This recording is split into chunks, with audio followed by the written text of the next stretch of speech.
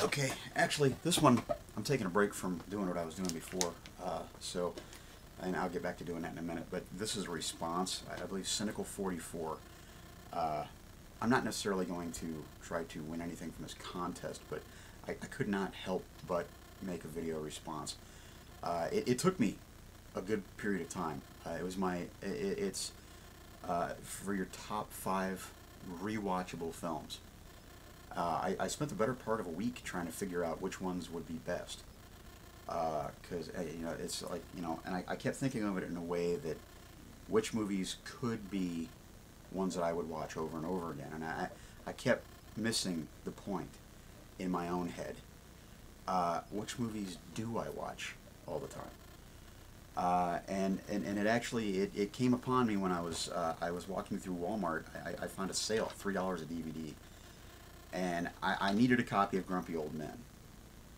Grumpy Old Men is one of my favorite movies. I love it to no end. And what's funny is the movies that I chose, they're all comical, they're all comedy, but they're all buddy movies. They're all friends getting together doing really weird stuff. And I noticed because of Grumpy Old Men, because like I said, I found this. Granted, it's not in widescreen. I'm going to need to buy the Blu-ray that's got the double pack with the widescreen. But Grumpy Old Men, it's really funny because other than the fact that these guys were separated from years and years of friendship because of the fact that they had a falling out, the way that they act towards one another, my buddy Troy and I are almost exactly the same. We constant ribbing at each other and stuff. So this reminds me, and plus, they're out fishing all the time and hanging out. This reminds me of hanging out with my buddy Troy. And it's a really good film. I've always loved this film ever since the first time I saw it. Plus, Burgess Meredith steals that movie. Next, we got Matthew McConaughey and Surfer Dude. Great stoner flick. It's just about a guy who, he comes back to the States, he's a professional surfer, and he just really wants to spend time with his friends and just kind of mellow for the year, but something just really screws him over. There's a reality television show that he's been signed to, unbeknownst to him, and it's about him basically fighting the status quo and trying to be who he wants to be. So, Surfer Dude, if you get a chance, if you haven't seen it, my God, it's got Woody Harrelson and Willie Nelson in it as well. Great movie. It's one of my go-to movies, and that's what all these movies are. I watch these movies all the time, and like I said, I had to reevaluate that in my head after I thought about it for a while. Now this one, it's a newer film, but Goon. I'm a giant hockey fan. I've been a hockey fan since I was younger, but Goon, although it just came out this year, I watch this thing all the time. The dialogue, it's quotable, just like all the movies that I'm picking out today, that I picked out for today. But Goon, the love story in it is even believable, and it's not like oh wow, we're gonna go out and have sex. It's this really kind of tender love story between this guy and this girl, and it's all about him just making friends and bringing a hockey team out of a rut, and what kind of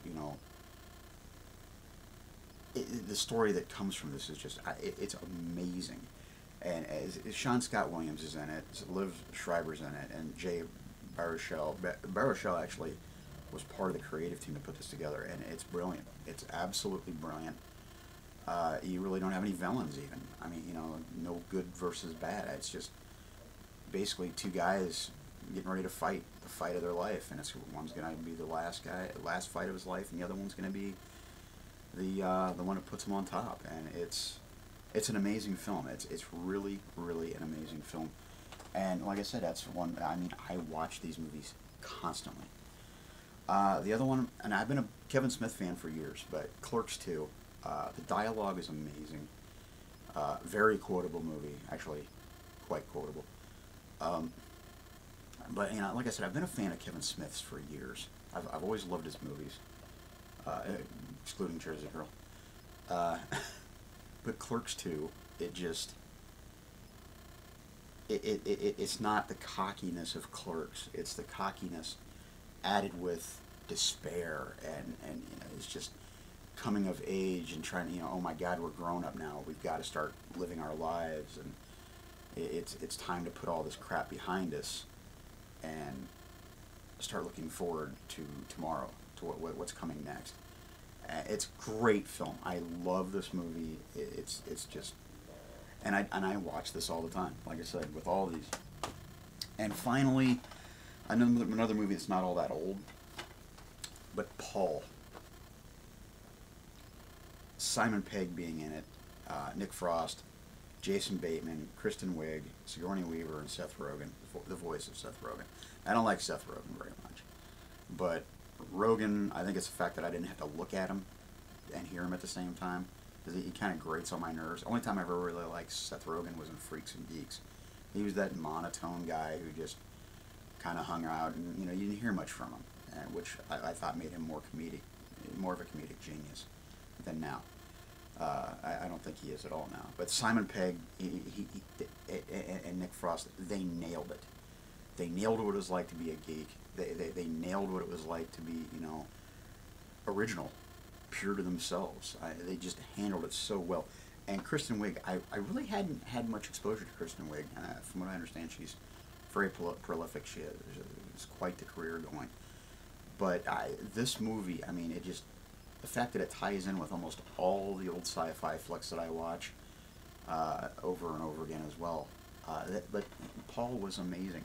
What was really weird was I tried to buy it around Christmas time, or for like a couple months before Christmas, for a friend actually, because I wanted him to see it, because he doesn't really watch a lot of films. He watches the same films over and over again.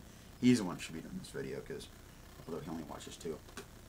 But Paul, if you get the chance, you haven't seen this, and you're a sci-fi geek like me, you owe it to yourself. This is top-notch all the way. All these movies are just amazing movies.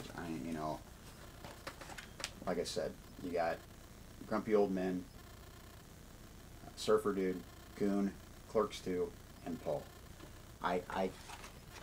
These movies are awesome, and that's... I think the reason why I watch them over and over again is because of the fact that they remind me of hanging out with my friends. And when I can't hang out with my friends at like 3 o'clock in the morning when I'm up writing or doing whatnot, that's when I want to hang out with my friends. So, because it kind of inspires me. And those remind me of so much of hanging out with my friends, because the dialogue and everything, they're such awesome films.